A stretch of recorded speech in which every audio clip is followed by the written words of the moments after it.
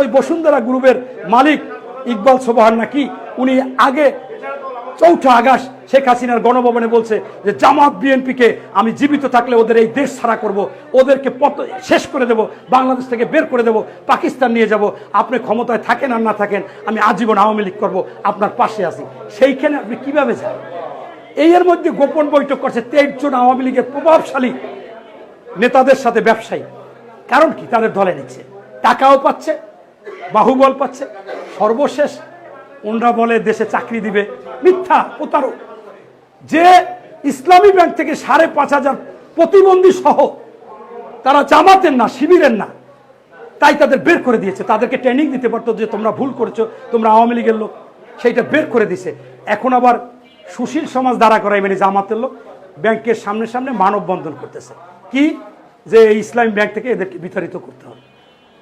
কি অবস্থা! কেমনে বলে মিথ্যে কথা! সুবহানাল্লাহ। আল্লাহ এদের হেফাজত করুক, আল্লাহ এদের ঈমান দিক।